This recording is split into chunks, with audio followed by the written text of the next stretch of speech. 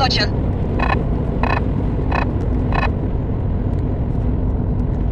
Hindiston tog'larida haliyam qorlar mo'l. Bu degani xudo xolasa o'sha suvdan muammo bo'lmaydi degani. Xudo xolasa. Mana hamma tomon tog'.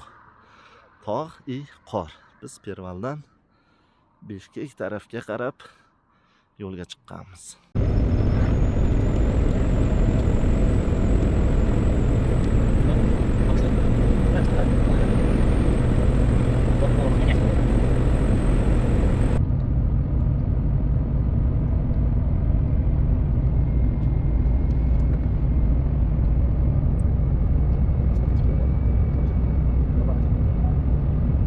Hindistondagi Toktogulskiy suv omborini yonidamiz.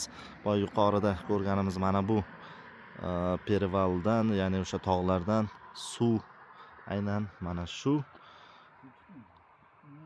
omborga yig'iladi va undan foydalaniladi. Mana suvni ko'rishimiz mumkin. Juda ham katta ko'p suv yig'ilgan ekan mana bu yerda. Bu ham aynan asosiy yo'lni, trassani yonginasida bemalol ko'rish mumkin bo'lgan tochkadamiz. Assalomu alaykum aziz yomg'irlatib sug'orish YouTube kanalimiz kuzatuvchilari. Biz xudo xohlasa galdagi ishimizni Qirg'iziston Respublikasi Beshkek shahrida joylashgan 140 gektardan oshiqroq bo'lgan yer maydonida, ya'ni botanika bog'ida yomg'irlatib sug'orish texnologiyasini joriy qilmoqdamiz. Ushbu yer maydoniga yomg'irlatib sug'orish texnologiyasi nima uchun kerak degan savolga javob berib o'tamiz. Ya'ni ushbu yer maydoniga umumiy o'rmonzor daraxtlarni orasiga maxsus o'sha gazonlar ekiladi. Aynan o'sha gazonlarni ostidan sug'orish yer notekisligini hisobga olgan holatda eng oson ommabop usullaridan biri bu yomg'irlatib sug'orish texnologiyasi orqali ana shu gazonlarni sug'orish jarayonigacha biz olib kelib beramiz. Ushbu yer maydonida 140 gektardan oshiqroq yer maydoni va aynan o'sha yerni 40 gektar atrofidagi yer maydoniga biz loyihani amalga oshirganmiz va ushbu loyiha orqali xudo xohlasa o'sha gazonlarni oson va avtomatik tarzda, ya'ni qanaqa qoriladi, ya'ni har bitta o'sha konturga alohida avtomat kranniklar biz o'rnatamiz va ushbu avtomat kranniklar orqali uzoq masofadan xohlagan joyingizdan onlayn, ya'ni internet orqali bemalol sug'orish imkoniyatiga ega bo'lish degani. Xudo xohlasa ishlarimiz jadal tarzda amalga oshirilyapti. Umumiy muddat 10 kun ichida xudo xohlasa mana shu 40 gektarlik yer maydonini ishlatib xudo xohlasa start berib egalariga topshiramiz.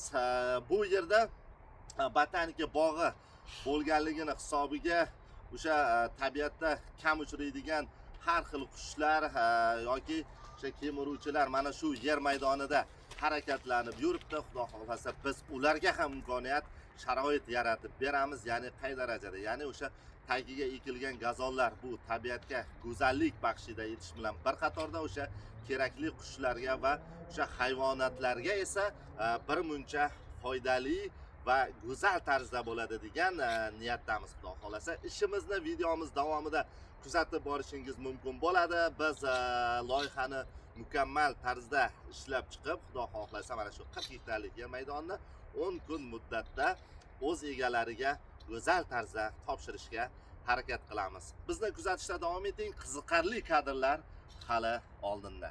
Demak, ish nimada ketyapti? Ishimiz xudo xolasa o'sha hamma joydan olib kelinayotgan o'sha o'rnatilgan sprinklerlardan ga boradi. Aniqrog'i turbalar qazilgan ariq bilan, ya'ni ko'milish uchun mo'ljallangan yerga mana bu yerda esa o'sha asosiy avtomatika, ya'ni o'sha yomg'irlatib sug'orishni ishlashida har bir kontur uchun alohida uzoq masofadan turib, masofaviy, ya'ni internet orqali o'chirib yoqish, start berish ishlar amalga oshiriladigan joy, punkt. Ya'ni mana shu yerdan hammasi mana shu yomg'irlab sug'orishga kranniklardan tortib avtomat krannikgacha mana shu yerga o'rnatiladi. Mana bu bizni basseynimiz hisoblanadi. Mana ikkita basseyn bir-biriga avtomatik ulangan va mana shu basseyndan mana shu yerga nasosdan o'rnatib suv tortib olamiz, xudo xolasa. Yuqorida aytganimizdek, botanika bog'daligimizga mana tovuqlar bemalol maza qilib sayr qilyapti. Mana turbalarimizni hammasini asosiy kontr, ya'ni mana kecha ko'rsatgan hovuzimizga mana shu hovuz yonida hammasi o'rnatiladi, ya'ni nasoslar. Ungacha bo'lgan turbalarning hammasi mana bu yerda 1 metrlik xandak bilan birgalikda kovlanib, mana muammolar bor, ya'ni o'sha traktor kovlashda yer cho'kkan, uni tagida turbalar qolib ketgan, yuzada qolgan turba bu yerda yer muzlashini hisobiga chuqurroq kovlash uchun majbur qo'lda kovlanyapti.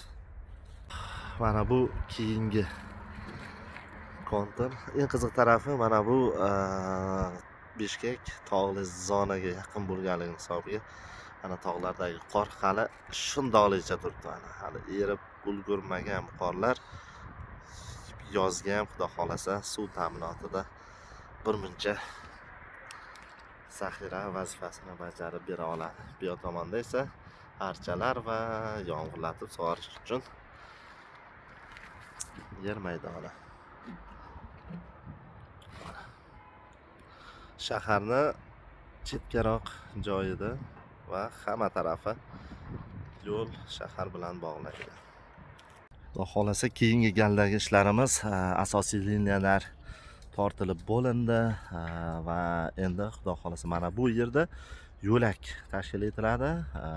Mana bu yo'lakdan yoniga mana bu taraflarni sug'orish uchun alohida gradusli sprinklerlar o'rnatiladi va ularni mana bu kabi xomut yordamida ma'lum masofalarda mana bu holatda qotirib chiqiladi va undan so'ng xudo xolasa mana bu yerlar bemalol suvlanish, sug'orilish imkoniyatiga ega bo'ladi. Eng qiziq tarafi, yo'lakka hech qanaqa suv o'tmaydi va asosiy kerakli bo'lgan joyni bemalol sug'orish imkoniyati yaratiladi. Asosiy avtomatika o'rnatiladigan joyga kirib kelgan turbalarni aynan mana bu yog'och, ya'ni yog'ochlar orqali bu yer tarqatiladi. Ya'ni tayanch turba, nasosdan chiqadigan asosiy tayanch turbadan keyin mana bu har bir kontrdan kelingan alohida turbalarga mana shu tayanch asosiy nasosdan chiqqan turbaga asosiy mahkamlanadi, avtomat kraniklar o'rnatiladi va aynan undan keyin esa mana bu yer, ya'ni mana shu beton baravari qilib ko'miladi, to'proqlanadi va undan keyin ustidan steyajka qilinadi. Shunda turbalar joyidan siljimaydi. Aynan siljimasligi uchun aynan mana bu taxtaga hammasi mahkamlab o'z joyiga mahkamlanib chiqiladi. Undan so'ng esa xudo xolasa nasosga o'rnatish ishlari amalga oshiriladi. Endi ish jarayoni bu yoq tomonda boshqacharoq, ya'ni hovuzimiz va bu alohida hovuz, aynan ikkita hovuzni bir-biriga birlashtirish uchun mana bu kabi 200 lik truba mahkamlanib chiqilyapti. Xudo xolasa bu nimani bildiradi? Ya'ni mana bu basseyn va mana bu basseynni ikkalasini bir-biriga mahkamlanib, asosiy suv esa mana bu basseyn orqali yuqorida ko'rsatilgan tayanch nasos sistemasiga o'tkaziladi. Bu yerda ishlar jadal tarzda amalga oshiriladi. Aynan mana bu qilingan payvandlash ishlari esa bir muncha mukammal tarzda amalga oshirilmoqda. Turbalar jamlanmasini mana bu yerga akkuratni qilib joylash uchun ma'lum ishlar amalga oshirilyapti. Bu yerda mana maxsus texnika bilan yer tekislanadi. Ya'ni mana bu yer turbalar yumshoq yerga joylashishi uchun maxsus texnika bilan turbalar yer joyi ochiladi. Xolasa mana keyingi galdagi ishimiz aynan nasosdan chiqqan suv maxsus tarmoqqa boradigan yerida aynan turbalarni payvandlash ishlari amalga oshirilyapti. Usta akalarimiz tarafidan payvandlash ishi ham bir muncha murakkab tarzda amalga oshirilmoqda. Ya'ni sifat borasida eng yuqori natijaga erishilgan usta akalarimiz tarafidan payvandlash ishlari amalga oshirilmoqda. Ya'ni bu degan nima degani? Ya'ni bitta sifatli qilingan ish yana keyingi galda muammoni yuzaga keltirib chiqarmaslik uchun albatta har bitta qilingan ishga mukammal tarzda yondashuvni amalga oshirilgan holatda amalga oshirilgan ayni muddao hisoblanadi. Turganimizdek hali qilinadigan ishlar ko'p. Mana bu turbalar ham yoyib chiqiladi. Yer umumiy maydoni 30 gektardan oshiqroq yer, ya'ni bu Qirg'iziston Respublikasini botanika bog'i hisoblanadi. Ushbu yer orasiga mana bu yerlarga ham gazon ekib chiqiladi. Yuqorida ko'rganimiz videomiz davomida kuzatganingizdek, ushbu bog'da qushlar, hayvonlar hozir sayr qilib yuribdi. Ya'ni qo'y orilgan ushbu yer maydonida ko'klarning ko'payishi va aniqroq ko'payishi uchun bir muncha ishlar amalga oshirilmoqda. Bu yoqda esa deyarli ishlarimiz yakuniga yetib qolgan. Xudo xolasa videomiz davomida Alloh nasib qilsa yakunini ham birgalikda kuzatamiz. Mana gidrantlarimiz tayyor bo'ldi. Ushbu gidrantdan har bir kontur uchun, ya'ni yuqorida ko'rsatib o'tganimizdek alohida konturlarga ajratilgan har bir kontur alohida avtomatlashtirilgan kraniklar orqali mana shu yerdan suv tarqaladi. Ya'ni butun o'sha 10 gektar polya uchun alohida ikkita mana bunaqa katta basseyn tashkil etilgan. Ikkita basseynimiz, bularda o'rtacha 300 tonnadan 600 tonna suv aynan mana bu quvurlar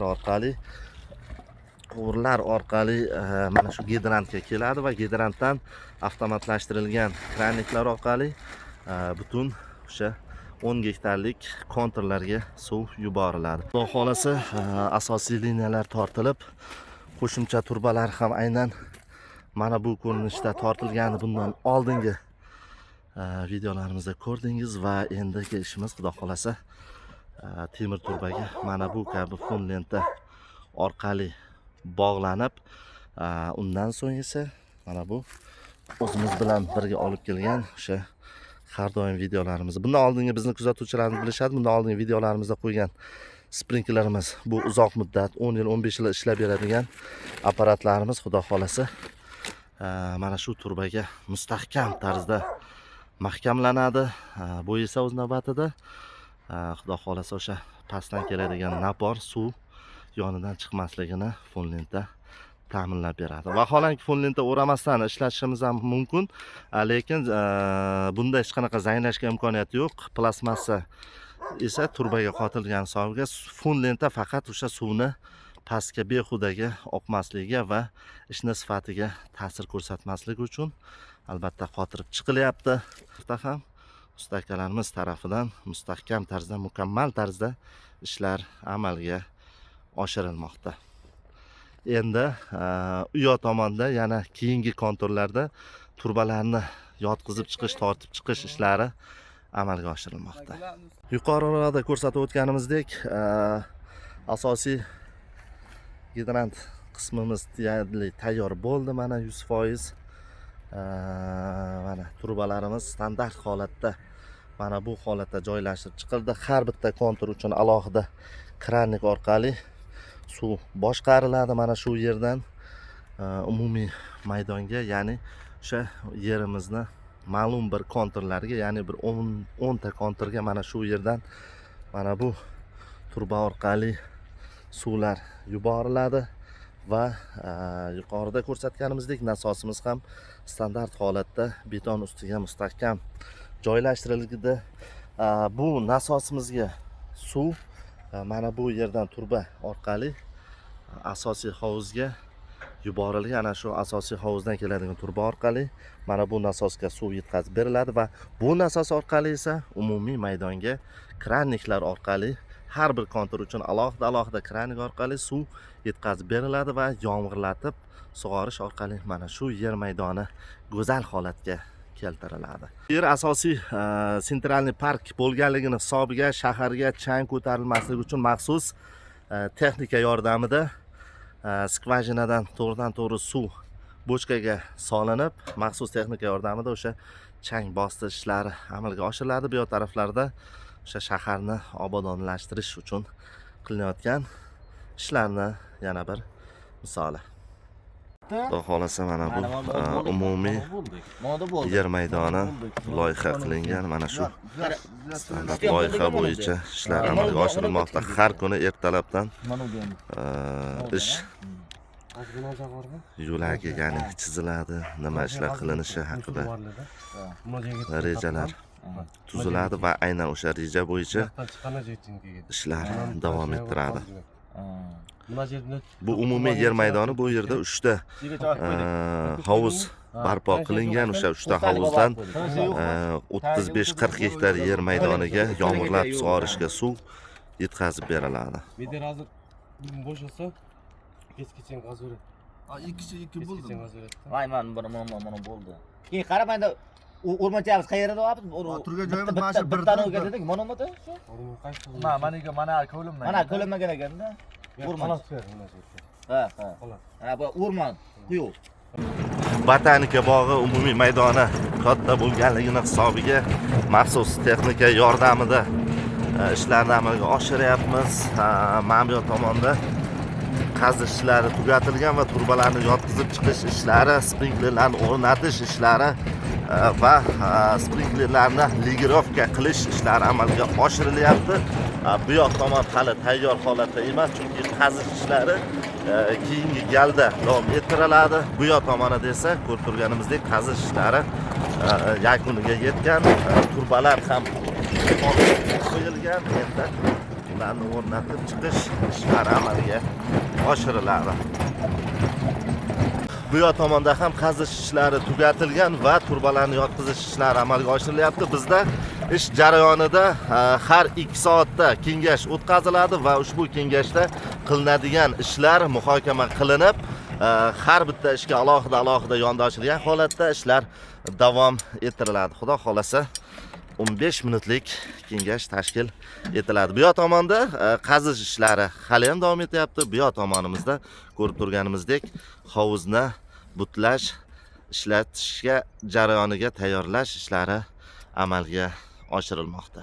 Xudo xolasa videomiz davomida aytib o'tganimizdek asosiy liniyalar hammasi tortib kelingan. Ko'rib turganimizdek endi bularni o'sha standart holatda o'zini hamma joyiga tarqatib turbani asosiy liniya mana 90 talik turbada yetib kelyapti va undan 63lik va 50lik turbalar orqali ma'lum bir donaga ega bo'lgan sprinklerlarga aqlan tarzda o'rnatib chiqilyapti.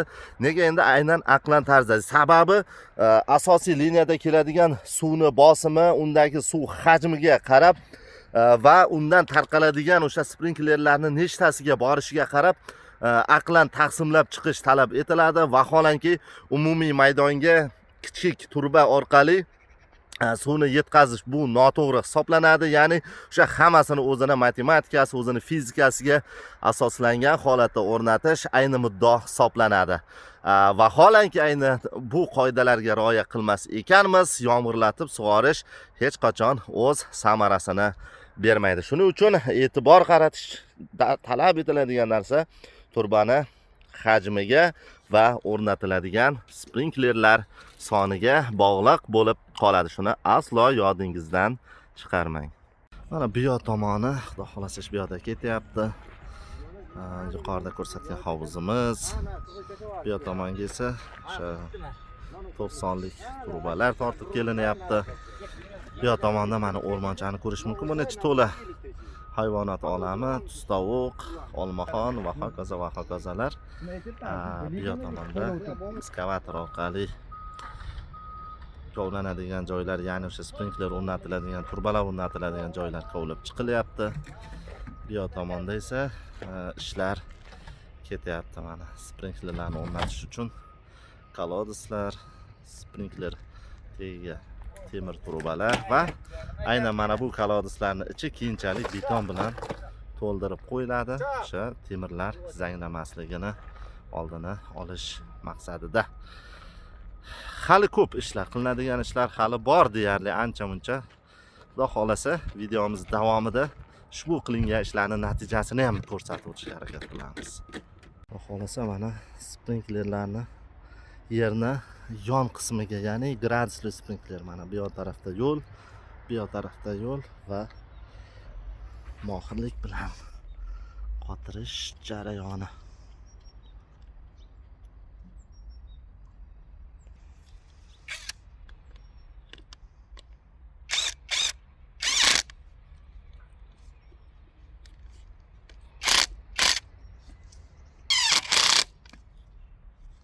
Ana shu holatda ish tezlashtirilgan variantda maxsus apparatlar yordamida qotirib chiqiladi va oxirisi mana trubamizni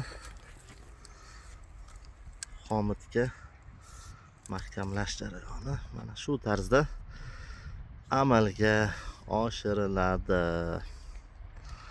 Ishlar bu yoqda hali qizg'in, bu yoq tarafda hali ham turba tortish ishlari mana. Turbalarni avvalambor yaxshilab tekislab yoyib olish talab qilinadi mana bu holatda. Chunki erta yerga tashlaganda mana bu ariqga tushganda, ya'ni o'sha kovlangan maxsus handakka tushganda tekis turishi uchun, agar vaholanki bu noto'g'ri bo'ladigan bo'lsa, mana bu sprinkler ham joyida mana bu holatda emas, balki buralib ketgan holatda bo'lib qoladi. Agar bu buralib ketadigan bo'lsa, xomitni teshigi bilan turbani teshigi alohida joy egallaydi va bu esa suvni o'z navbatida kerakli joydan chiqishini ta'minlab bermaydi va bu birak ish hisoblanadi. Xullas mana yerni yon qismi, ya'ni yo'laklarning yon qismiga 90 gradusli yuqorida ko'rsatgan turbalarimizga 90 gradusda aylanadigan aynan mana bu kabi sprinklerlar. Ya'ni bu napor keladi, napor kelgandan so'ng mana bu ichidagi salnik tepaga ko'tariladi va suvni 180 va 90 xohlagan gradusimizda sepish imkoniyatini yaratib beriladi. Aynan bu esa mana bu holatda o'rnatib chiqilmoqda. Va bu yoq tomonda ham aynan shu ish jarayoni va endi biz sizga buni tayyor yerga mahkamlangan holatini ham ko'rsatib o'tamiz. Bu qay holatda turishi kerak? Bu yerdan 90 gradusda holatda joylashish kerak. Mana bu asosiy turbadan kelgan xomut orqali mana bu kabi mana sprinkler 90 gradus holatda o'rnatilgan. Buni keyinchalik o'sha gradusini to'g'rilab bemalol o'sha yerni sug'orish jarayoniga olib kelamiz. Xudo xolasa ishlar jadal tarzda amalga oshirilyapti. Ko'rib turibmiz, gruppa ko'p, katta gruppa, guruh bo'lib hamma o'z ishini, topshirig'ini mukammal tarzda amalga oshirilyapti. Mana bu yoq tomonda ham, keyingi tarafda ham mana ko'rib turganimizdek bu yoq tomonda esa elektrik akalarimiz tarafidan aynan o'sha mana bu sprinklerlarni yon tarafiga yoritish chiroqlarini o'rnatish uchun betonlash ishlari amalga oshirilyapti. Bu asosiy poliyamizda bosh qismi, ya'ni kirish qismi hisoblanadi. Kirish qismida ishlar xudo xolasa 95% yakunlandi. Endi ma'lum daqiqalardan so'ng xudo xolasa ishimizni yakuniy qismi, ya'ni sprinklerlarni aylanish jarayonini kuzatib borishimiz mumkin bo'ladi. Keyingi etapda mana parkni asosiy sayohatchilar uchun, ya'ni aylanuvchilar uchun ayni yo'llarini tekislab asfaltlash ishlari ham o'sha yomg'irlatish bilan bir qatorda davom etyapti. Xudo xolasa start berishga ozgina qoldi. Ma'lum soniyalar. Xolasa mana hamma ishchilarimizda alohida ratsiyalar bor. Ular bilan aynan mana shu ratsiya orqali gaplashib hamma joyini kontrolini to'g'rilab olamiz. Xudo xolasa startga yaqinmiz. Hamma eshityaptimi? Ha, men eshityapman. Ibrohim aka, sizga ham ovoz boryaptimi? Ha. Xolasa startni berdik. Qaysini yopish kerak? ishlayapti, tepalashlayapti, tepalashga qarash kerak. Hozir turbalar to'lsin, hammasini bitta telegrafga qilamiz. Start berildi, xudo xolasa, aylanish jarayonini kuzatishingiz mumkin. Nasosimiz 15 kilovatlik nasos, soatiga 210 tonna suv haydab beradigan nasos. Sprinklerlar umumiy konturimiz xudo xolasa 7 ta kontur ochilgan. Mana sanaymiz. 1 2 3 4 5 6 7 8 ta даже kontur ochilgan va 8 ta konturni hali biz qaysi biri qaysi tochka ekanligini aniqlash maqsadida aynan ratsiya orqali mana shu tochkadan, ya'ni gidrantni oldidan nastroyka qilish jarayonini amalga oshiramiz. Vaholanki sprinklerlar xudo xolasa ko'ngildagidek aylanish jarayonida. Bu bizni maqsadimizga yetishdik degan gap. Mana bu esa ko'rib turganimizdek gradusli sprinkler, bular hali nastroyka qilinadi. Umumiy masofasi 12 metr masofada bemalol suvni yetkazib bera olayapti. Bu qilinayotgan ishlarimiz Qirg'iziston Respublikasi Beshkek shahar botanika bog'ini ichki qismi rekonstruksiya jarayonida yomg'irlatib sug'orish texnologiyalarini o'rnatish ishlarida amalga oshirilmoqda. Xolasi mana bu loyiha, bu umumiy yer maydoni aynan mana shu qismida hozir konturlar ochilgan va keyingi qismi hali ustanovka qilish jarayonida. Chunki tayyor bo'lgan qismi mana bu qismi hammasi xudo xolasa start berilgan holatda mana bu ko'rinishda go'zal holatda yerni sug'orayotganligini ko'rishimiz mumkin bo'ladi. Guvohi bo'lganingizdek, Qirg'iziston Respublikasi Beshkek shaharidagi botanika bog'iga qilingan yomg'irlatib sug'orish texnologiyamizni ishni yakuniga yetkazdik. Videomizda ko'rib o'tdingiz, qilingan ishlarimiz va yomg'irlatib sug'orish texnologiyasini Sentera 5 nasos orqali ishlatganimizda biz tanlagan xarakteristikaga mos nasosni ishlatganimizda yomg'irlatib sug'orish texnologiyasi o'z ishini ko'rsatdi. Xudo xohlasa, bizni qo'shni respublikalardan chetdan kuzatayotgan kuzatuvchilarimiz uchun tavsiya, bizga obuna bo'lib qo'ying. Agar sizda ham xuddi shu kabi yomg'irlatib sug'orish, tomchilatib sug'orish kabi ishlar qiziqtiradigan bo'lsa, bemalol videomiz ostidagi nomerlarga qo'ng'iroq qilishingiz yoki WhatsApp, Telegram, unda ham imkoniyatini qilolmasangiz kommentariyalarda o'z savollaringizni bemalol qoldirishingiz mumkin bo'ladi. Biz har bitta qoldirilgan savol, fikr, mulohazaga alohida javob berib o'tishga harakat qilamiz. Xudo xohlasa, umumiy maydon, ya'ni mana shu botanika bog'i biz qilingan ish 40 gektardan oshiqroq ishni yakuniga yetkazdik. Vaholanki keyingi etapda ham xudo xohlasa 130 gektardan oshiqroq botanika bog'i bor, hali uni keyingi galda ishimizni xudo xolasa davom ettiramiz. Bizni kuzatishda davom eting aniqrog'i. Sababi qiziqarli videolar hali oldinda. Xudo xolasa galdagi ishlarimizni ham aynan siz uchun manfaatli bo'lishi uchun videolarni tayyorlaymiz va har bitta berilgan savollarga mos ravishda o'sha qilingan ishlarimiz orqali sizga javob berib o'tishga biz harakat qilamiz va va'da beramiz. Bizni kuzatishda davom eting. Yomg'irlatib sug'orish YouTube kanali aynan siz uchun va biz sizga xizmat qilishdan aslo charchamaymiz. Doimo sog' bo'ling, salomat bo'ling. Obuna bo'lishni va videolarimizga kommentariya va like bosishni aslo yodingizdan chiqarmang. Omon bo'ling.